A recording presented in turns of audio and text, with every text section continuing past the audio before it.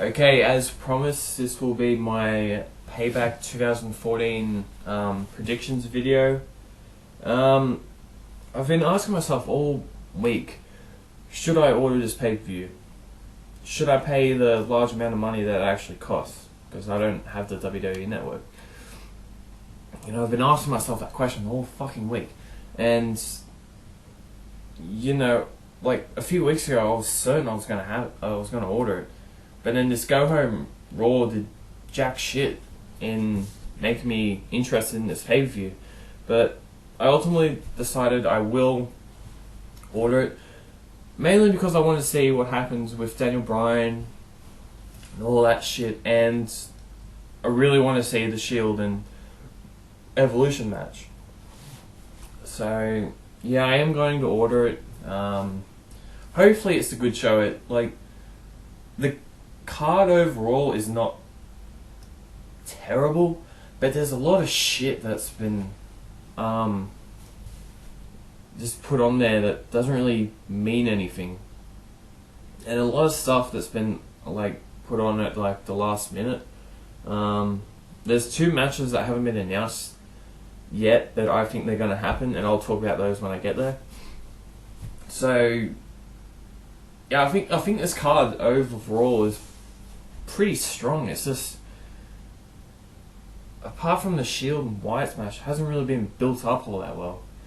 But getting past that, getting into the card, we have this fucking pre-show match. Hornswoggle versus El Torito in a mask versus hair match, because for some reason Vince finds it so entertaining to watch 2 midgets wrestle each other that he's going to continue this feud. Why? What is so fucking appealing about this match? I mean, I get it. The WLC match at Extreme Rules, it was fun. It was good. That was with a gimmick.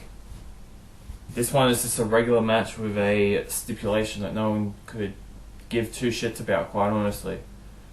I mean, if Hornswoggle gets his head shaved, I don't give a shit. If the Bull has to remove his mask, I don't give a shit. That's all this match is. Just, you know, not giving a fuck. And I've never really watched the pre-show anyway, and I definitely won't this time around. It's because I don't care. I don't care about this feud that I swear that it's gotten more build-up, more, you know, dedication from the creative team than like 90% of what they're doing at the moment. So I just don't care about this match. As for who I think will win, I don't know, because I don't give a shit. That's all I have to say about it, quite honestly. I don't even know what I fucking talked about it, to be honest. And getting to the main card, and this is in no particular order.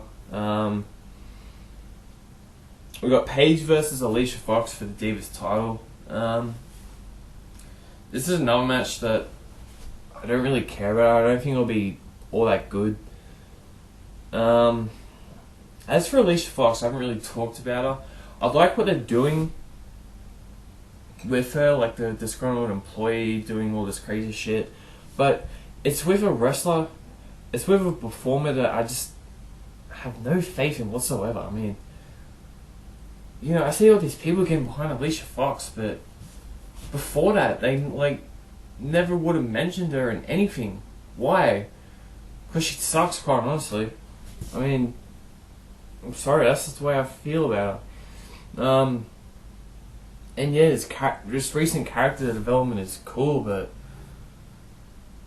you know, I just don't like her as an in-ring performer, and that's not something that's, you know, the main priority for me, but it does have some form of importance, and she is horrible in the ring.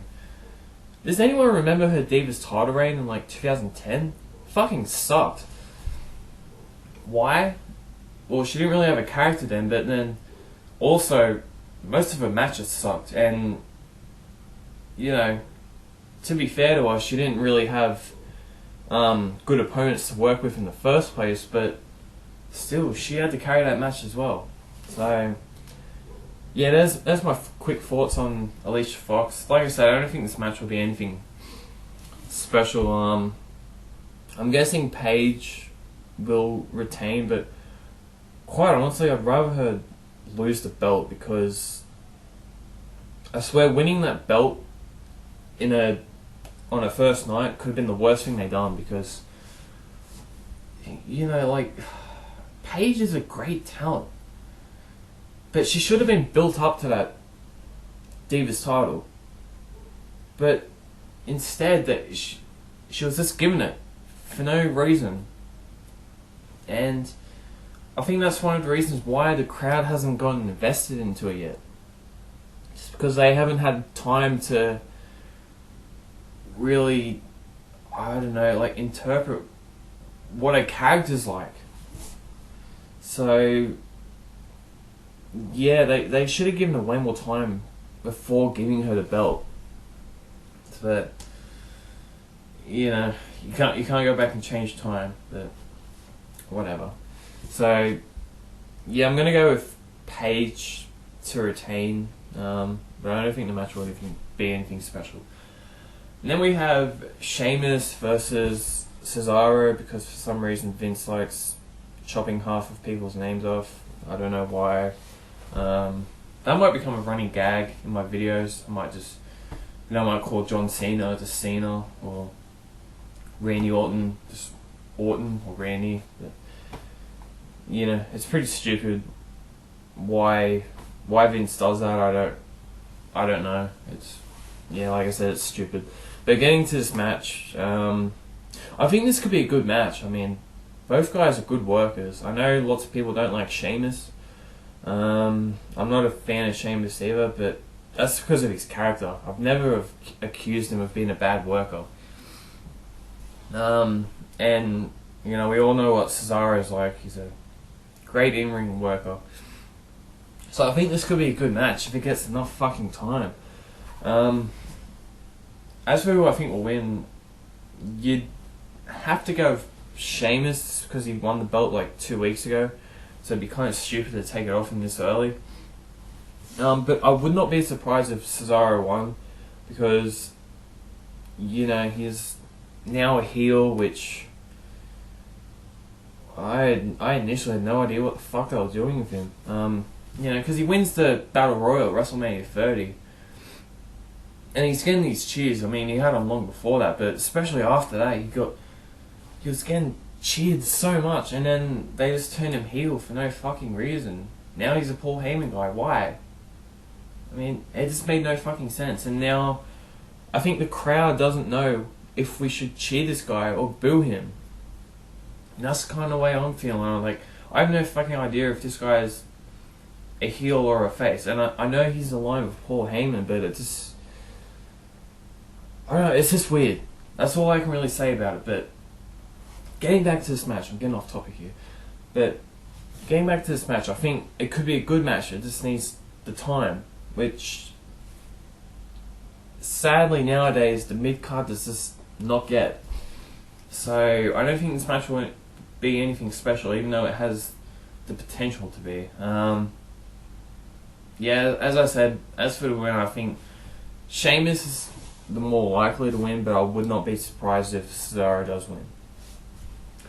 Then we have Bad News Barrett versus RVD for the Intercontinental Championship, and I never ever thought I would like Barrett, but ever since he's introduced his new gimmick, I cannot help but admit that I like Bad News Barrett. I find this gimmick very entertaining, and I think putting him in the ring with someone like RVD will help Barrett gain even more momentum. And it's good RVD's doing that. I mean, he's been helping a lot of young talent recently, which is good. So hopefully he'll do the same thing here. I'm guessing he will. I mean, RVD has no place in winning this match. So I think this could be a good match. Just like the previous match, just needs a time, which sadly, I think it won't get. But yeah, I think this could be a good match. Then we have, what do we have next? Oh, we have Cena versus Bray Wyatt in a last man standing match. I think a match that I think will be good. I've always been a fan of last man standing matches, as long as they're not stupid draws that end with people duct taping people's feet. But the problem with this one is we all know who's gonna fucking win. This motherfucker John Cena, who, why? Why does this guy always have to be the one that comes out on top? I mean, we all know that's going to be the case, because it has been like the 70,000 times they've done this kind of storyline. This whole feud should be used to propel Bray Wyatt, but they're doing the exact fucking opposite, and I don't get it. John Cena has done this storyline countless times. We've seen this story happen, and we're sick of seeing it. And it just pisses me off that this guy cannot put over young talent, even though there were guys like Jericho, freaking Undertaker, guys from the previous generation that had no problem putting Cena over, but then he can't do the same fucking thing for this generation. It's so stupid, and WWE wonders why we can't get behind this guy. It's because we've seen this story so many times that we just don't give a shit. That's probably the main reason why. And it's just sad that Bray Wyatt's going to be pushed aside just for this motherfucker to end up on top and probably win the belt again for no reason whatsoever. It's sad. And that's one of the main reasons why I can never get behind Cena. WWE tries to label him as the underdog, which is the biggest load of bullshit I've ever heard. How can he be an underdog when he wins all the time? And on the occasions that he does lose, it's by bullshit circumstances. I mean, look at the cage match at Extreme Rules. He beat the entire Wyatt family, technically. His only roadblock was a kid. I mean, WWE, they wonder why we can't take this guy seriously. Just look at all that. But I think this could be a good match. Cena's going to win. Either Cena's going to win or it's going to be a draw. And I hate draws in last minute standing matches because I want to see a result. But it's going to be either one of those two. I don't think Wyatt's going to win, which is bullshit because he should, but I don't think he will. But yeah, there's my mini rant. Then we have what would most likely be the main event. Evolution versus The Shield in a no holds barred elimination tag match, which I'm really looking forward to. After seeing the match at Extreme Rules, I'm so excited for this match. I'm almost excited for this match as I was for The Shield and Wyatt. And we all know how that turned out. That match was fucking amazing. And I'm predicting that this match will be just the same, just a wild brawl that, I'm just so keen for it. I really hope it doesn't flop, because it's gonna be because if it does, it's gonna be like one of the biggest disappointments in recent history. But given how the last match played out, given the talent for the Shield and in some cases Evolution, I think this match will be amazing. If it doesn't main event, I'll be really surprised, unless they do something with this Daniel Bryan world title thing, which, yeah, I don't know what's happening there. the way they've been going recently, they'll probably hold it off again because they've done it so many fucking times recently. So I don't know. But getting back to the Shield and Evolution, I reckon this would be like a wild street fight kind of match, probably similar to something you'd see in the Attitude Era.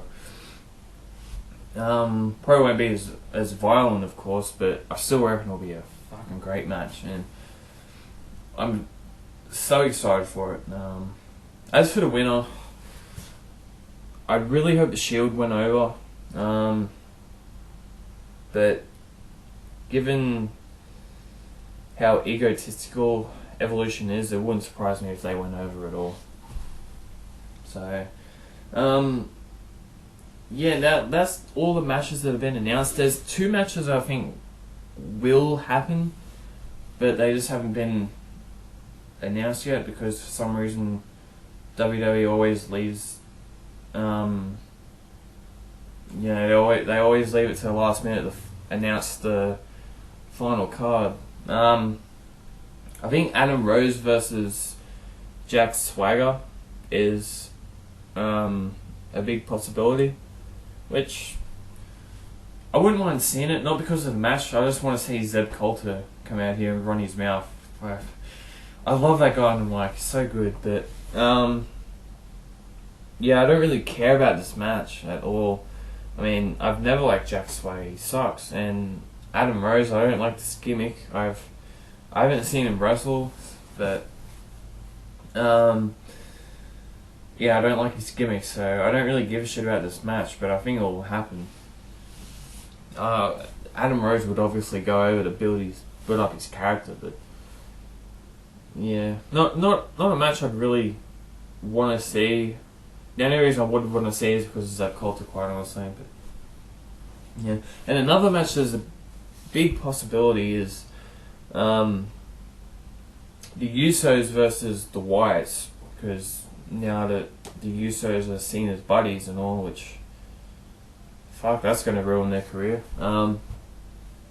So I think this match is a pretty big possibility because they had a match on Main Event. I don't think it was for the belts, but I think this one could be, and I wouldn't be surprised if the Wyatts went over. Quite honestly, I thought I saw something. It was like an overseas tour where the Wyatts actually won the belts, or they somehow got hold of the belts. I don't know. I saw a picture of him holding the belts. I was like, what the fuck? But yeah, so this could possibly happen. It would not surprise me one bit, and I think those matches would fill out the whole card, and that's like 8 matches. So that's enough, I reckon. And I think it's a pretty good card. I mean, from a wrestling standpoint, I think it could be good. It's just a lot of these matches I don't give a fuck about, quite honestly. Some of them are predictable, some of them are not. It's just a lot of them I just don't give a shit about, and that was kind of the problem with me in ordering the show. It was just, I just don't give a shit. But yeah, like I said, I am going to order it mainly because of the Main Event, and I want to see what they'll do with Stephanie and Daniel Bryan, but apart from that, the show doesn't have a lot of meaning to it, I guess. But I think it could be a good show. The Chicago crowd will be interesting. Hopefully they don't try to edit them out or anything. Oh, it goes live. Yeah, it'll be live, so no, they can't. So I think it will be a fun show. It's just, yeah, I don't really care about a lot of these matches, but yeah, that's my predictions. Hope you enjoyed, and yeah, later.